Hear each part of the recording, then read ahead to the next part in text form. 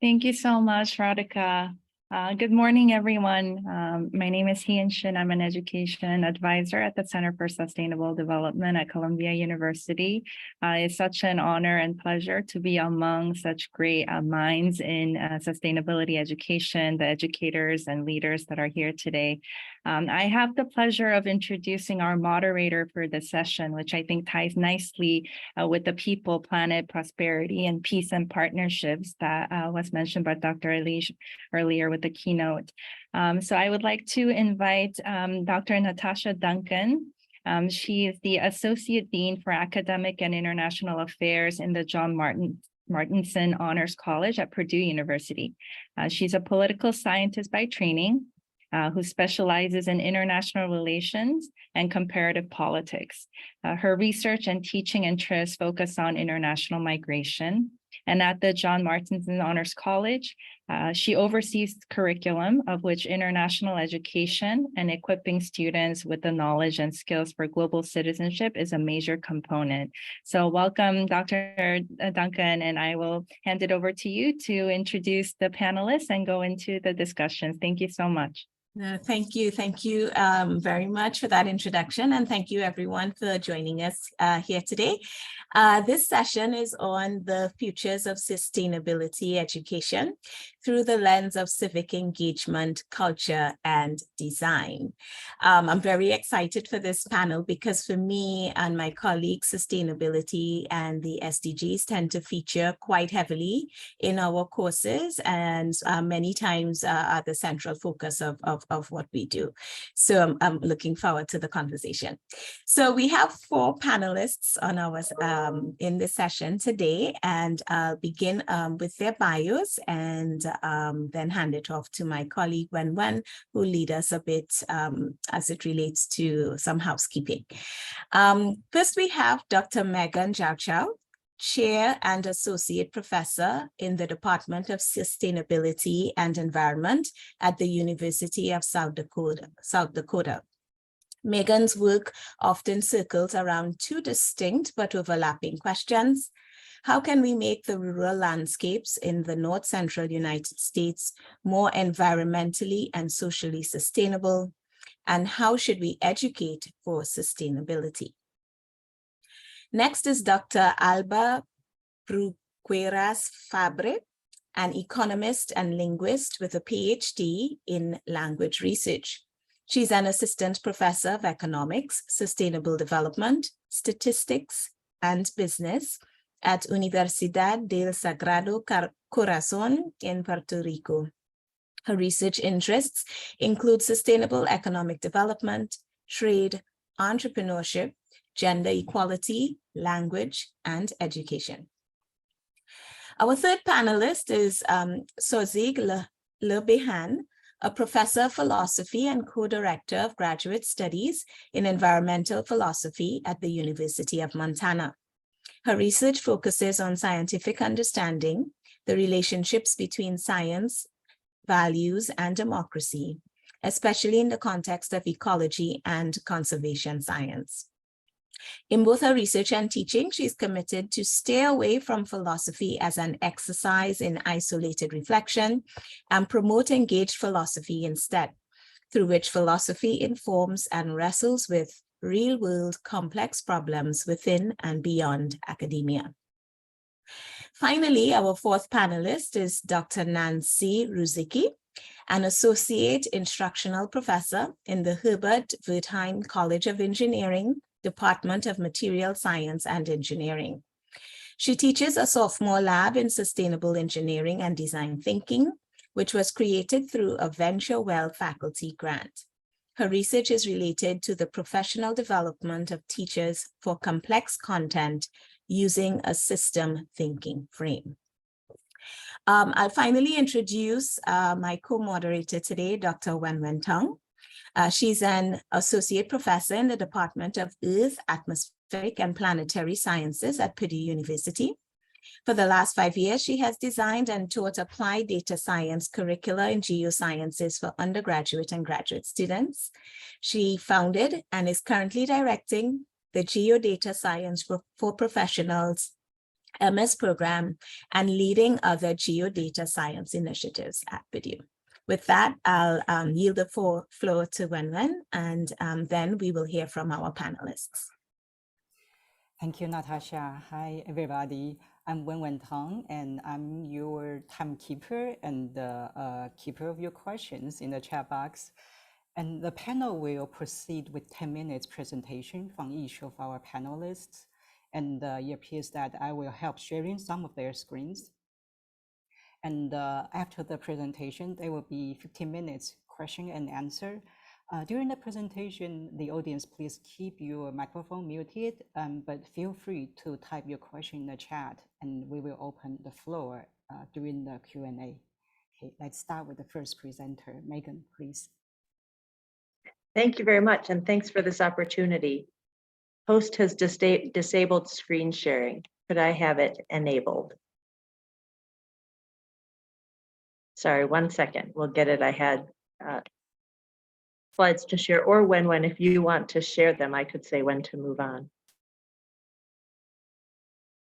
Can you try it now? I don't know if I got it. Yep, I see. I can do it. Perfect. So can folks see? Yes, we can.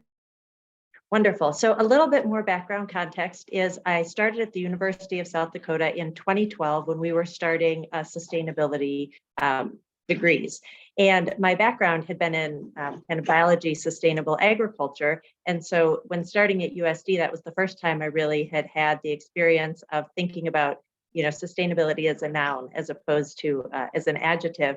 And so I have spent thousands of hours thinking about, you know, how should we teach sustainability education?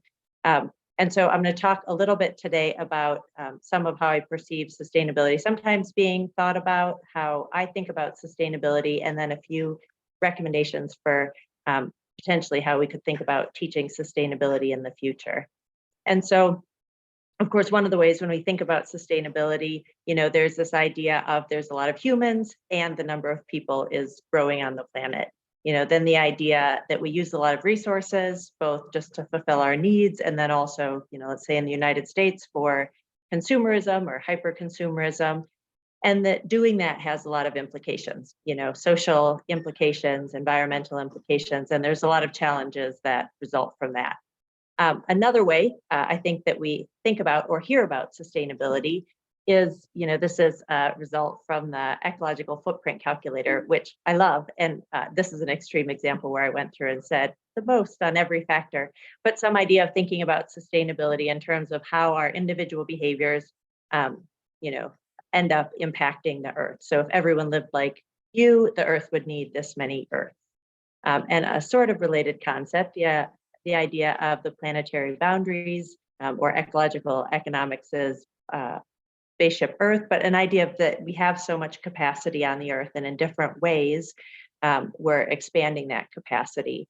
And so this is a rhetorical question, but this idea of how many of us have heard this story, and I think that a lot of us had. And so, you know, we're keenly aware that we face a lot of, you know, really significant environmental and social challenges. And I think that many people perceive sustainability as the field that explores those challenges and then implores us to change to save ourselves and the planet.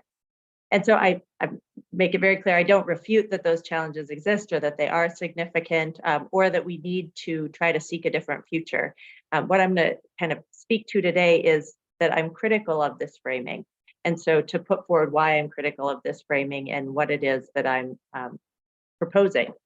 So when I think about how I define sustainability, I say that sustainability asks the questions, what kind of world do we want and how can we affect change to create that world? So within this understanding of sustainability, we're thinking about sustainability as questioning. And so it is often critical of systems. And in that idea, it's often looking at the systems level, as we'll hear more about, but rather than reductionism, thinking about systems. It's definitely, as we heard from the keynote, collaboration being foundational. It's not what kind of world would I want. It's thinking, how do we break down the us and the them and think more about we? And then I think it's really foundational in sustainability to think about visioning. So Dana Meadows is envisioning a desirable future that sometimes I think we look at what do we think is possible as opposed to what would we love? What would I love to see? And so the visioning then being really foundational to sustainability and sustainability education. But then you don't stop with the vision, in sustainability, then we're thinking about, how would we do that? What's our strategy? Then thinking about taking action towards that strategy. We heard in the keynote multiple times about the role of innovation, and I think that is something that we need to highlight in sustainability, that it's not necessarily looking to how things have been in the past. There's also a lot of opportunity to innovate and to think into the future. And one thing that I often think is important in sustainability, having a global context is really important, but certainly when we're looking to take action, I think it's extremely important that we understand the context of a place. And so having this place-based grounding, particularly as we're looking to take action, and looking more to work in places we know and love, as opposed to places where we don't deeply know that context. And so this way, I think sustainability is about transformative change. And I believe that sustainability should pull people towards the visions of our desirable futures, rather than using fear, guilt, and shame to push us away from catastrophe. And so given that background, then I want to go a little bit into thinking about how I think we should teach sustainability. And so this is one where, as I've said, my thinking about this since I started at USD in 2020 or 2012 has continued to change. And so these are just some of my thoughts of currently where I'm at with it. So this is a figure from a paper by Brugueras et al. In 2021. I'm one of the co-authors on it, but I was not the one to come up with the main idea of the work. And this built on Arnhem Week and others as sustainability competencies work from 2011. But this idea, one thing I really like about this figure is that idea, you see there's that topical knowledge column, that sustainability is a framework and a way of thinking about things, and sustainability education is about training students in these competencies, but really you could apply it to, whatever topical knowledge you're thinking about. And so within these competencies, one of the things that we did in the Brugueras et al. Paper is added 2 more competencies. And one of those was this intrapersonal competency. And so what I want to do is spend a few minutes talking through where I've been thinking about some intrapersonal competencies that, at least in the sustainability education that I'm most familiar with, are areas where I think we don't emphasize as much as we potentially could emphasize. And so in the paper, there's a discussion about, are these mindsets or worldviews or competencies? And I won't go into that here, but to note that I think the idea of educating for sustainability and having a focus on self-compassion, radical hope, and connection being really important. And so within the self-compassion, I love Brene Brown's TED Talk about vulnerability. And in it, she is talking about, oh no, my head, or the panels on top of the words, but in it, she's talking about what she calls the wholehearted, but people who are sort of able to feel, get love and connection. And she said, quote, "They had compassion to be kind to themselves first and then to others, because, as it turns out, we can't practice compassion for other people if we can't treat ourselves kindly." And so within a field of sustainability, to quote Peter Singer's idea of like, we need to expand our circle of compassion, that is often in the field of sustainability. We're educating people on all these areas where they, it's sort of emotionally taxing and having senses of compassion for other people. But I don't think we go back to helping them understand that first we have to be self-compassionate. And without that, burnout or, just exhaustion from some of this, I think can happen. And so remembering more emphasis maybe on stepping back and saying we need to be compassionate to ourselves. For the second one, Layla Strands, in her article, Radical Hope Transforming Sustainability, argues that we should have radical hope in sustainability. And she says that radical hope is sort of at the intersection between critical hope and transformative hope. And so she says, quote, "Radical hope may be considered as a middle mode, while critical hope is rooted in context and challenges the dominant oppressive system. Transformative hope proposes a point of arrival that is meant to motivate collective action." And so, similarly, of my observations of particularly students who are studying sustainability, we now have the concept of climate despair. And, folks who are not looking to have kids because of the horrible state of the world that they're seeing. And so it's not naivete. I mean, I don't think we should be saying, let's pretend these problems don't exist, or, let's just Pollyanna, hope something will get better. But this idea of hope and grounding our education in hope, so that as we're educating people for sustainability, that's sort of at the foundation. That yes, we're critical of systems. Yes, there are challenges. And also, yes, we can work to change those systems. The third area of connection, I mean, you could wonder, why am I putting this in intrapersonal rather than interpersonal? One of the things I've been thinking about is, in this way, sort of breaking down the hyper-individualism that, at least in dominant Western culture, we often have. And so an idea of viewing ourselves as more deeply connected with the rest of the world. And so I am in the Ochete-Sakowin. They have been stewards of this land for thousands of years. Lakota are part of that, and they have a worldview or a proverb or a prayer that's Matakie Oyasin, but that's translated into all my relations or all are related. And so there is this really deeply held belief that, let's say, the plant nation, those are your elder relatives. The water is your relation. And so some amount of sustainability education, the idea of embedding connection into how we're educating students. And so just to quickly summarize, I do think this framework idea of sustainability is important and one we should put forward. And here are 3 different intrapersonal competencies that I have been thinking about in terms of incorporating more into sustainability education. And so I really look forward to the other panelists and the discussion that'll happen after this and then for the rest of the day. Thank you. Thank you. Let's move on to Alba.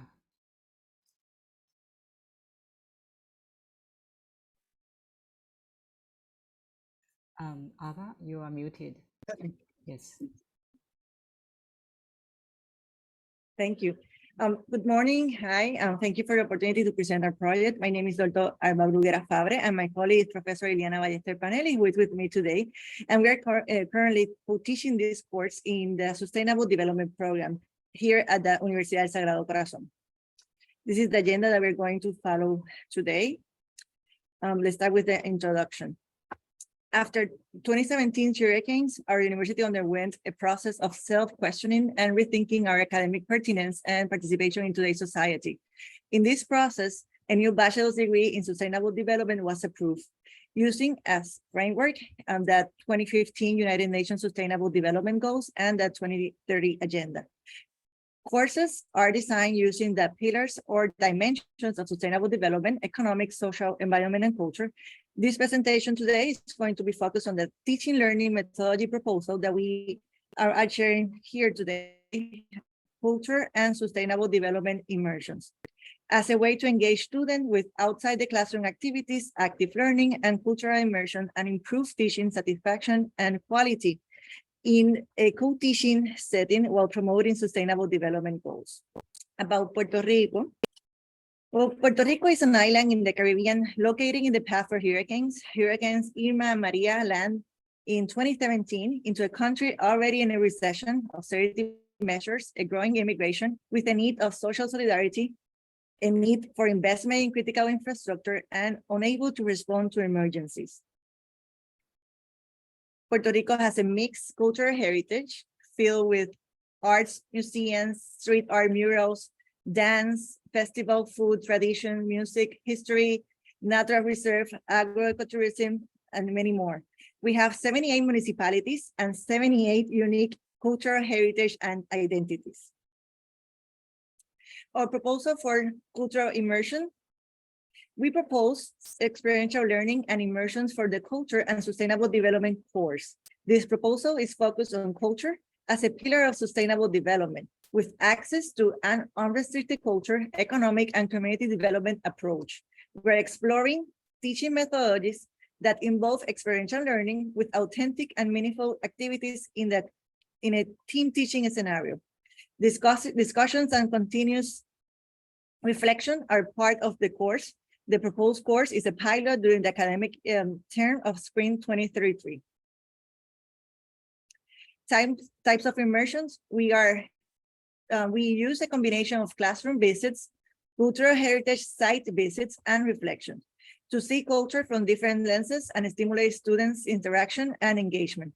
Outside the classroom is experiential learning, where students are assigned roles to perform during the immersion. For every immersion, self-reflections and sharing are encouraged. In addition, a survey about the immersion experience is required.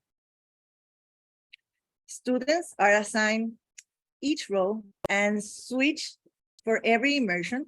The roles are timekeeper, audio and visual recorder, tangible and intangible heritage chronicle, and storyteller. In addition, we as faculty are responsible for the reflection start and the conversation during the immersions. Class evaluations are designed to discover, reflect, and apply. We want students to engage and explore the selected location or organization. We call this awareness. For justification, we are looking for them to question, discuss their findings, and reflect on sustainable development and culture. Students will also create a cultural development plan for the culture's protection, conservation, promotion, and access. Our work plan for spring 2023. We are currently teaching the pilot. This is our semester cultural immersion timeline. February was mainly on in-classroom visits. We had an anthropologist and a student entrepreneur to visit to our classroom. In March, we'll be visiting several cultural heritage sites focused on music, dance, and food. For April, we will be out of the classroom for community and ecological immersion, hiking, and visits, and we will have also visits from experts. At the end of the semester, in May, students will have their presentations of culture, protection, conservation, promotion, and access to culture. So we are leaving you with this. Let's drive change for sustainable development, challenge ourselves, and try immersion activities in the classroom, one class at a time. And also engage through cultural immersions, and there outside the classroom is also part of our motto. And thank you for your time. This is our contact information and socials. We also create a Proyecto78.pr to disseminate immersion activities. So thank you for your time.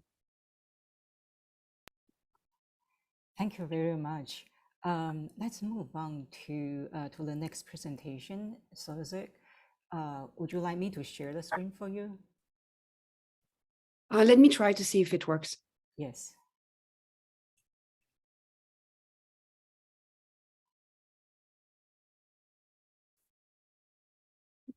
Should be easier than this. Yeah, I'll try. Does it work? Yes. Excellent. Okay, so no problem then. All right, so thank you for organizing this conference, and I'm very honored to be part of this panel. I want to talk today about how sustainability and the humanities, specifically philosophy, can work together. So how to teach sustainability within philosophy.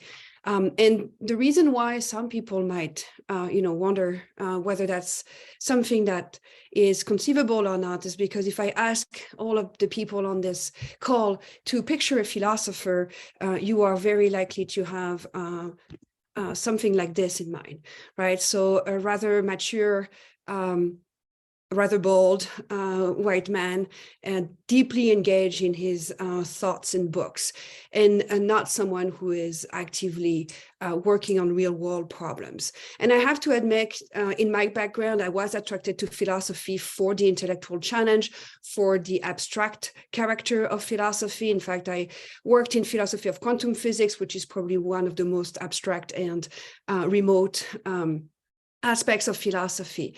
But as I started teaching at the University of Montana, I started to think that maybe philosophy has more to offer than just, abstract away from real world problems and solve nerdy problems in isolation. So now I would like philosophers to look more like this. that is people who engage together and wrestle with problems that are real world problems, complex problems, whether that would be public health or education or conservation issues. The picture at the bottom is our MS students in Yellowstone observing wolves. How do I do this, right? How do I do this? Why would I do this? How can I make philosophy relevant when it comes to the real world problems? So in my head, I started thinking that really philosophical theorizing gives concepts and clarifications and distinctions, all of those that are theoretical, but in many ways are relevant and important to make better sense of real world complex issues and promote social change. So I was really hoping that we could have this complex system of a feedback system where philosophy informs real world problems and real world problems inform philosophy, so that philosophers can become fully engaged with their society. I started to thinking about this and started to think, how do I do this? And I discovered it's actually a thing, which is called engaged philosophy. And there were already a group of people working on engaged philosophy, giving resources to how to do engaged philosophy and have students work on real world problem. So contacted them and got some help and slowly implemented what we call civic engagement projects in almost all of my classes. So what are civic engagement projects? The students are asked to identify a real-world complex issue that they care about. So it could be transportation, it could be the treatment of animals, it could be anything, LGBTQ issues, racism, you name it.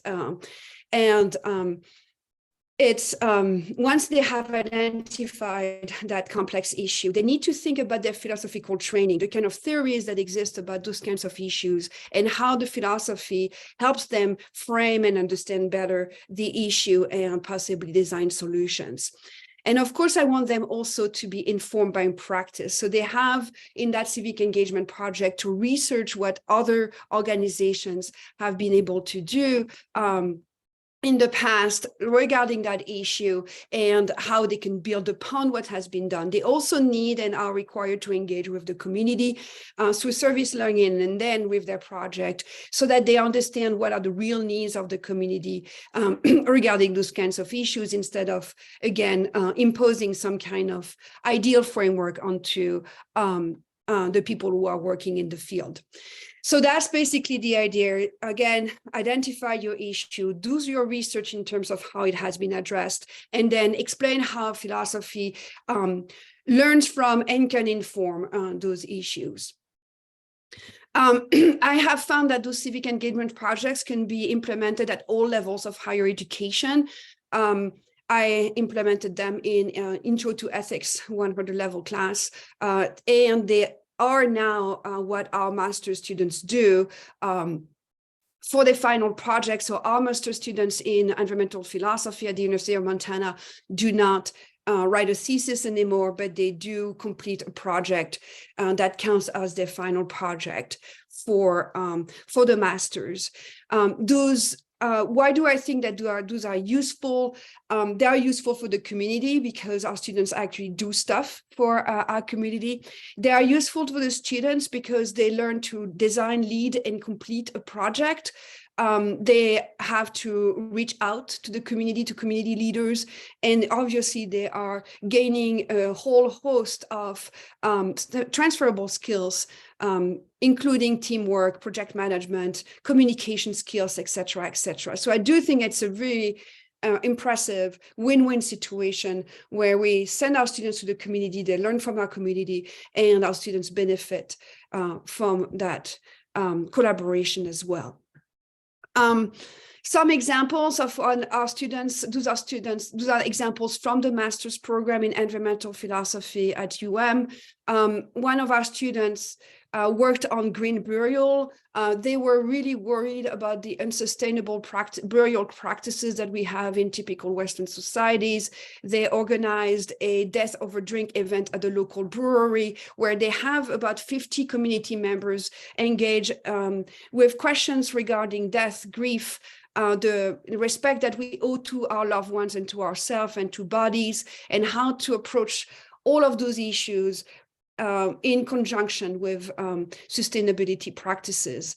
And she was advocating for more green burial practices than our typical 6 feet under cast system. Another of our students produced a documentary on alternative living. He was himself living in very small shack in the woods, up in the woods, and was trying to consume as little as possible, be as sustainable as possible, and documented other people working in similar conditions, avoiding engaging with consumerism and the capitalistic society that we live in, and being as sustainable and local as possible.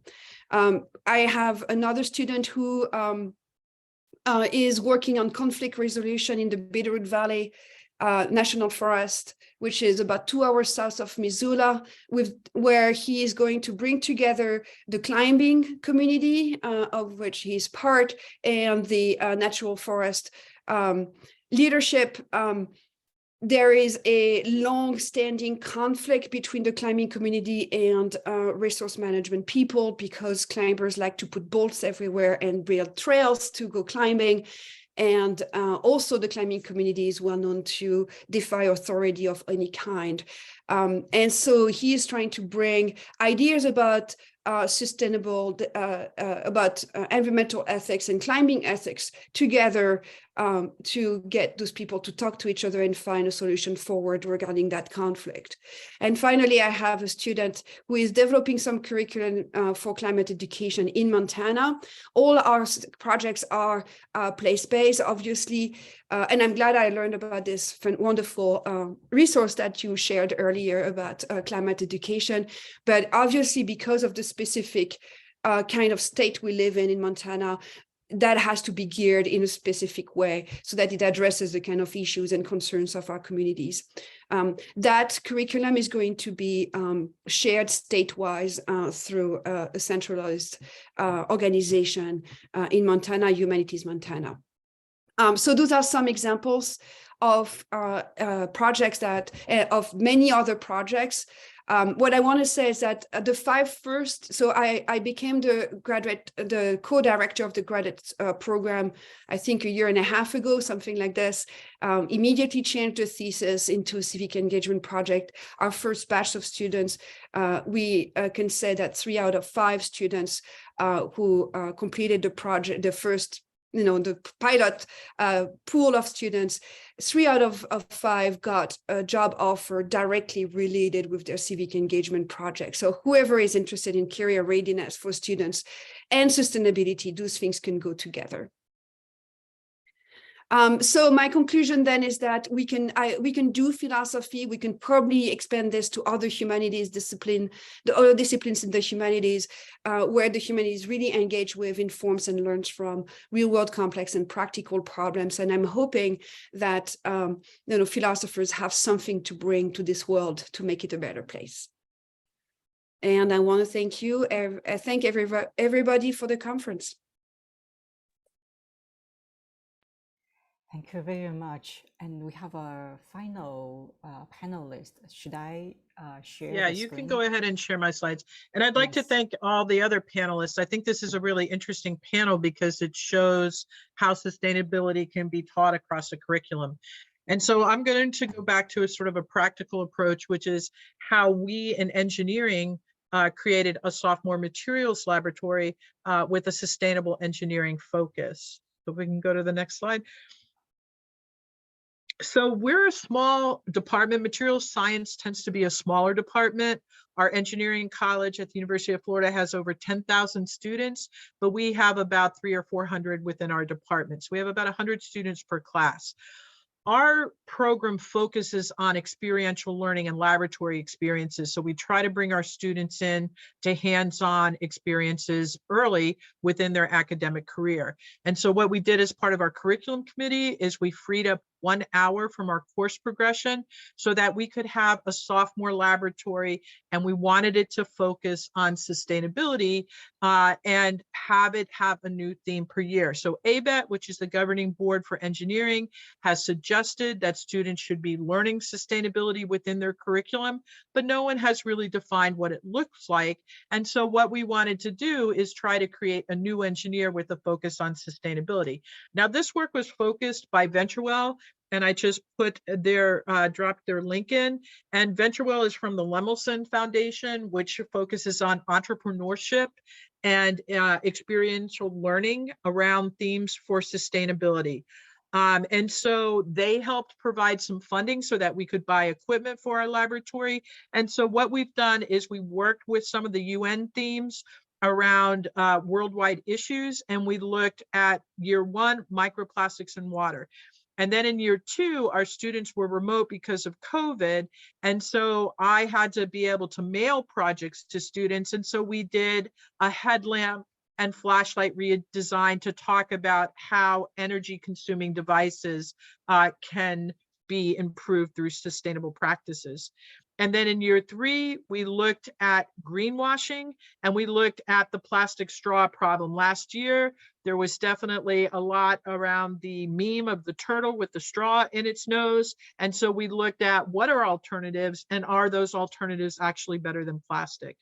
And this year we're doing fast fashion, and our theme is fast fashion killing the planet? Okay, so let's go to our next slide.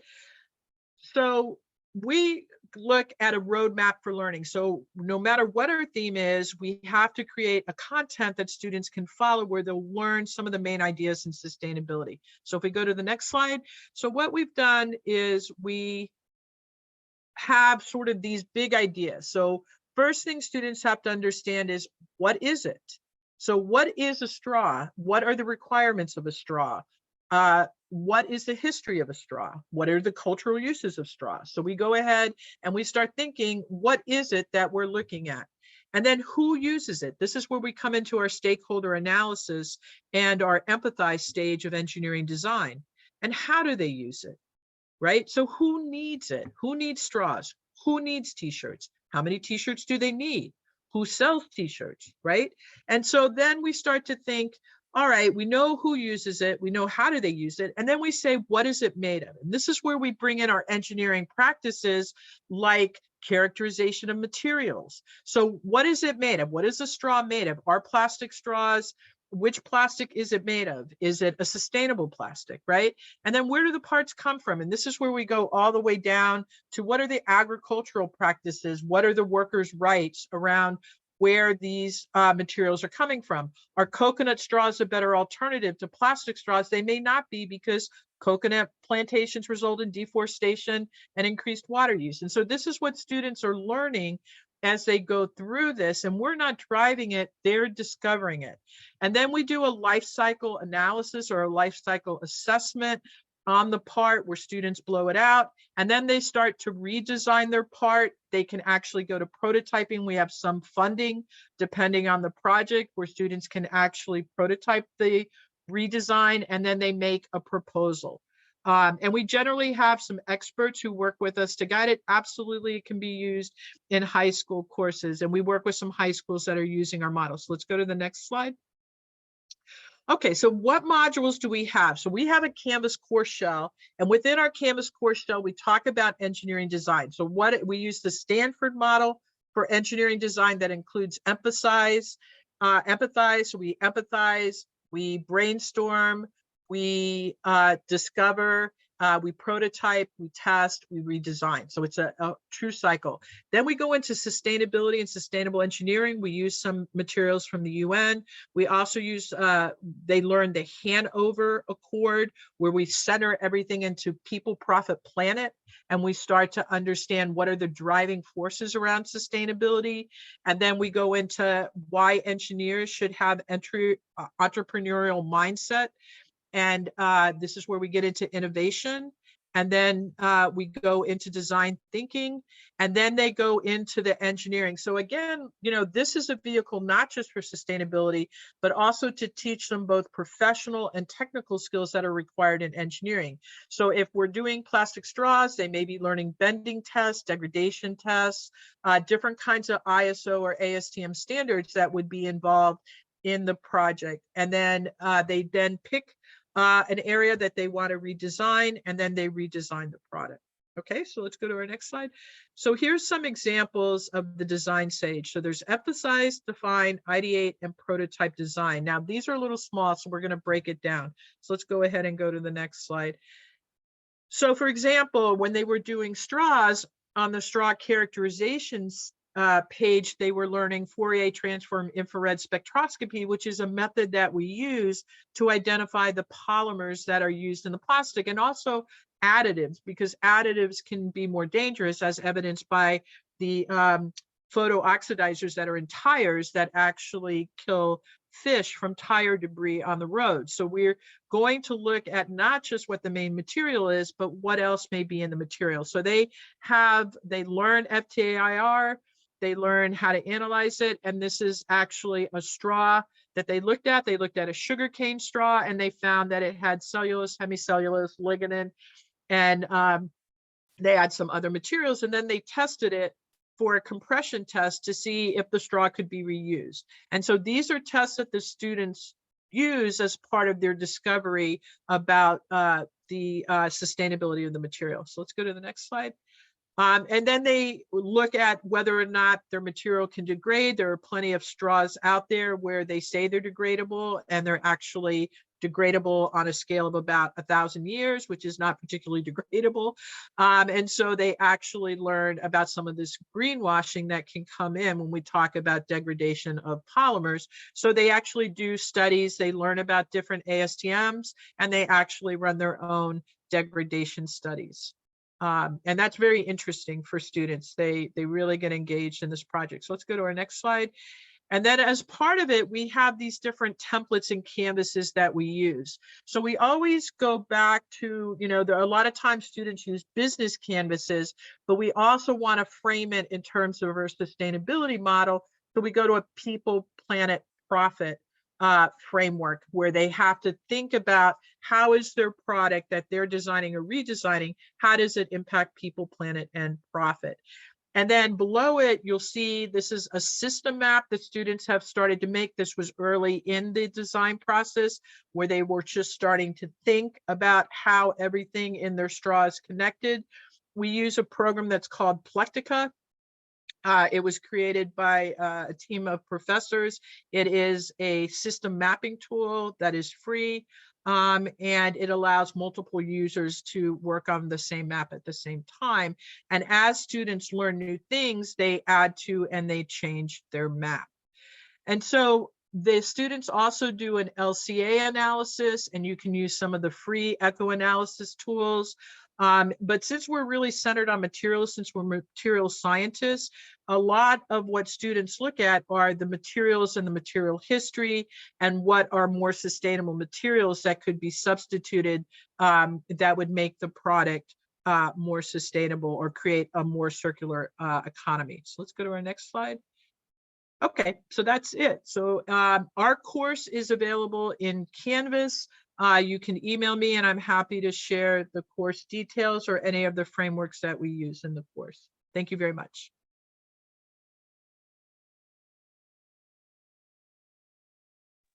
Thank you very much to all of our panelists. Very, very interesting presentations. Has me thinking a lot about some of the programs that we run here in our at the Honors College, as well as it has me thinking about ways in which your work speak to each other. So what we heard from our panelists are ways in which we can rethink the way we frame sustainability and sustainability studies, as well as how students might engage actively, right, while learning about these topics. And as I mentioned, I see ways in which not only they overlap in the context of sustainability, but that they can build on each other. So I have a couple questions for the panelists just to get us going. And Wen-wen will be monitoring the chat as a way to pull in your questions from the audience. So please, we encourage you to place your audience, your questions in the chat. So my first question, though, speaks to Meghann's presentation. And I like the focus on the intrapersonal competencies. In the work that I do personally, as it relates to study abroad, intercultural competencies tend to be one of the major focuses. So one aspect, though, of intercultural competencies that we tend to find often is that of self-awareness. And in the intrapersonal competencies you mentioned, I didn't see that. And I was wondering if that might be a starting place for students, even before perhaps self-compassion, sort of even just knowing oneself, right? And then a second question relates to, if we shift the framing of how we talk about or teach about sustainability, might we also have to shift our teaching methodologies, the way we approach that topic, you know, in terms of the way we structure class, right, the assessments we do, and so on. And then I have some other questions, but I'll wait for your response first. Nice, thank you. I mean, to the second question, I think it would be that we shift. I mean, at least in the United States, and certainly sustainability more so than education for sustainable development, came from US environmentalism. And I think there was the sense, and, you know, especially in the United States, of there's these horrible environmental catastrophes, and we need to like get people aware of this. And once they have awareness, we're going to act. And so there was really this framing that was around urgency and fear and guilt and shaming. And I think we carried that into sustainability. And of course, I don't fault the US environmentalism movement for that sort of framing, but I think in sustainability, we need to step back, and especially as I see these consequences in our youth of being now their whole lives hearing this story of disaster. So I was thinking, I'm 41, and so I would be at the start of when we started to have the US environmental movement, or not at the start, but where a lot of my education heard these challenges. But I don't think it was baked in as much. And I think we do really need to change the framing, because I think it's very hard for students to always hear about the challenges. And so, but I think it's very hard for us as instructors or faculty members, because we're modeling what we were taught. And so how we might think differently. In terms of the interpersonal competencies, I think, I mean, so in that week et al. Paper in 2011, they had that firmly embedded, you know, in their paper. And there is some amount of in sustainability. I think that idea of the framework does help, as someone's comment had suggested in the chat, embed diversity, equity, and inclusion in sustainability, where otherwise I think people sometimes forget it. And so I think it was there, but yes, we definitely need to, I mean, I think that's another opportunity for improvement of how do we better, I mean, when you talk about a lot of sustainability challenges, there's a lot of us versus them. And so the extent to which we can do a better job of, you know, understanding the cultural context better, I think we can help reduce some of those challenges. Thank you very much for that response. My next question is for Alba. Very much liked your the example you provided regarding the cultural immersion experience that you've created for your students, and we do something similar as well. And I'm often curious when it comes to these in this case may not be a travel course, because it might be within the context of even the neighborhood around campus and so on. But my question just relates to some logistical pieces. How long is the program in terms of the students' participation in it? Is it the length of a semester? Is it over a break? And how many students might the program that you design accommodate? Yes, thank you for the question. Well, we have a full bachelor's degree, 4-year bachelor's degree in sustainable development that started a couple of years ago. And it's a small program, but we have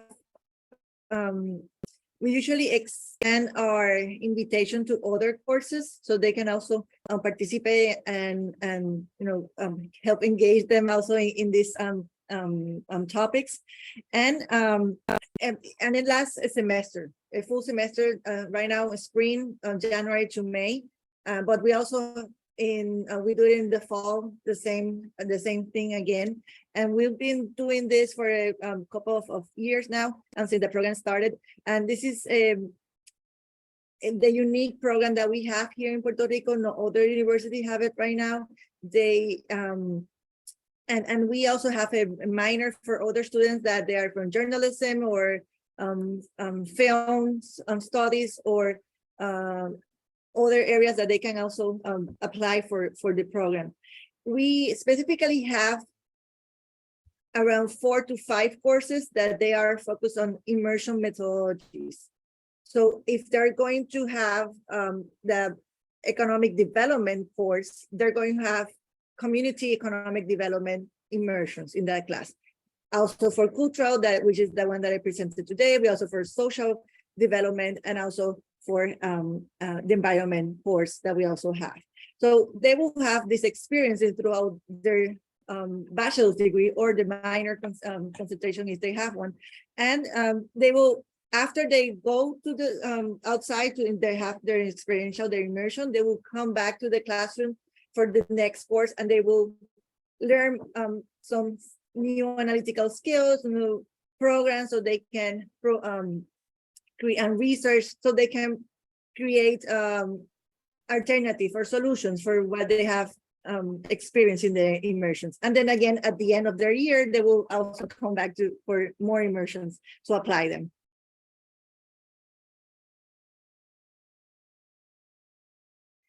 Okay, Natasha, I think there are quite a few questions in the chat box to address now, so we can open up. Please go ahead with the chat. Yes, so there is a question for Nancy by Johanna Bernstein. So the question is, do you collaborate with other departments for some of the background in the projects, such as material culture or history of technology? Yeah, we've collaborated with several departments, and we also always have like some guiding mentors and for the project, and they can be industry mentors or entrepreneurs who work within the industry to create new sustainable projects. For example, for our project now on fast fashion, we actually have a former student who worked for Ascend Performance Materials, who now works for the Air Force Research Laboratory, creating novel materials for use in sensor-based materials. And they come and talk to our students about materials and needs within the community to create more sustainable products. Like when you think about the military, the amount of clothing and fibers and fabrics that are involved is enormous. And so having them understand how this is important within industrial settings is important. And then we bring in people, say, from agriculture that grow the cotton to talk about the water needs of cotton versus hemp versus other materials or flax that they may look at. So we don't pretend to know everything. We're bringing in the experts, and the students themselves, as part of their liberatory design, they ask questions about what they don't know, and then they have to find answers by going out to industry or talking to professors across campus. So we try to build that in so that we're bringing in our community to help support our students on these projects. Thank you. And the next question, I saw a few entry by Sashi Singh about the interpersonal intellectual property rights. So we work with university and incubators. We teach about the intellectual property rights, very important element which was missed out in the presentation here, while we talk about innovations. So I think perhaps this is also a question for Nancy again. but the other panelists, please feel free to chime in on this thought about the IPR. Yeah, so we bring in, as part of our idea on entrepreneurship, again, we engage with entrepreneurs who are in the industry trying to create new products so they can hear about what their ideas are and how they were actually able to actuate it. But to balance that out, we bring in the intellectual property officer from campus who speaks to students about intellectual property and the way that IP works at a university level.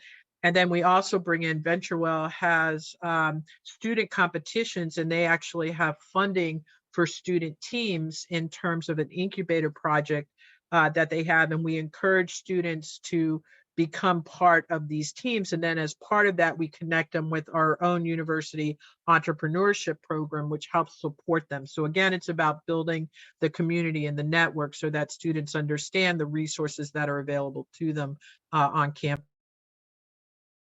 Okay, in the okay, I can follow with the next question by Francisco Guachala.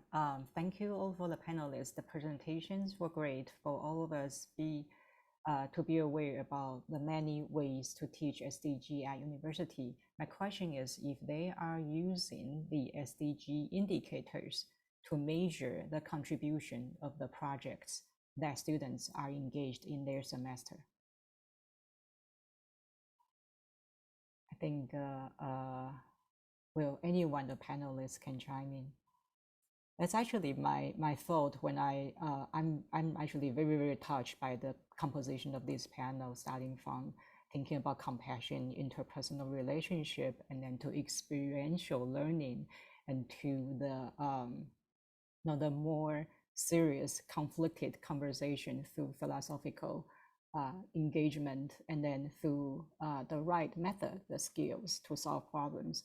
But still, there are many things that, being an educator, I would love to know whether they are rubrics or they are ways to measure the learning progress. So,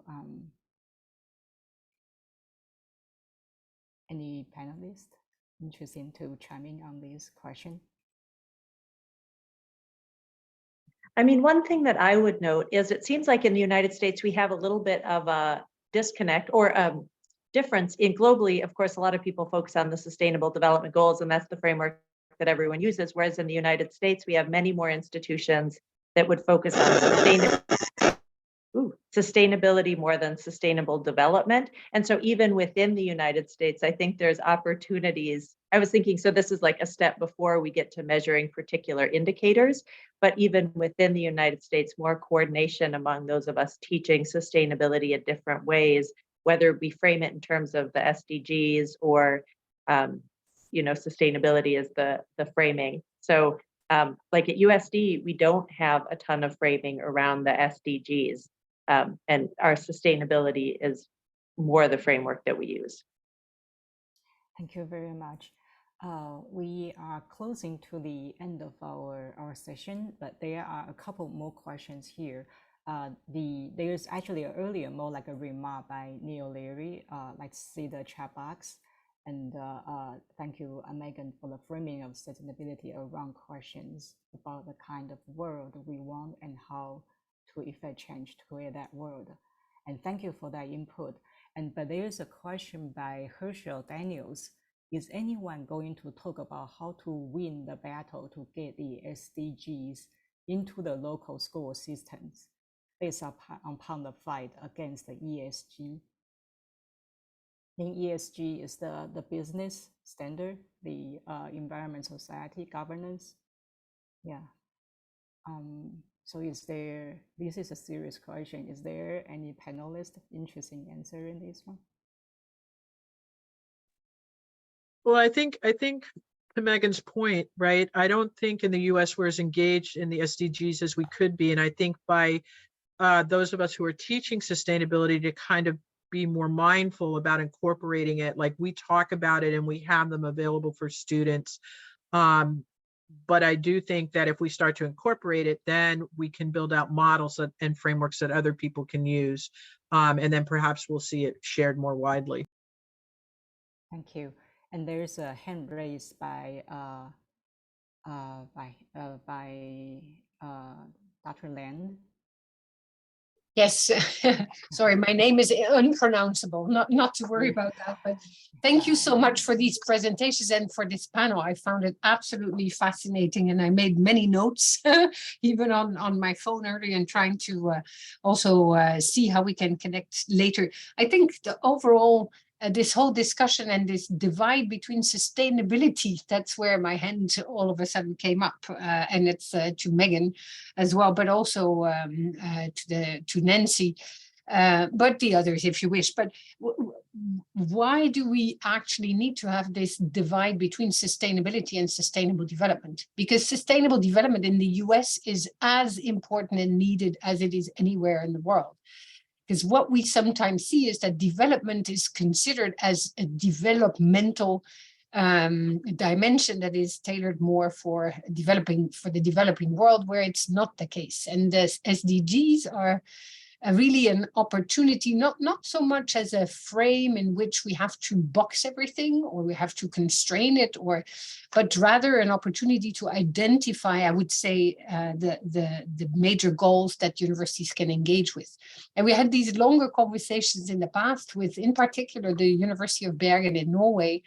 Do we address the SDG? Do we frame ourselves in the context of the? And they said, no, we simply engage with the Sustainable Development Goals. And then we do what Alba does, what Soazig does, what Meghann and Nancy showed as opportunities. So I would like, maybe if you can say in 2 words in the time that is left, why this difference between sustainability and sustainable development, and is that where we still need to frame our conversation? I would know from my perspective, I think it's historical. I mean, I think sometimes the people that are sustainability in the United States came up through US environmentalism, and then it moved into sustainability, and sustainable development, came through global development, global poverty, whereas sustainability came up through environmentalists. So like the initial foundings, my sense is, was a little bit different. And it's, yeah, I feel like we should come together, and they're, like they're the same.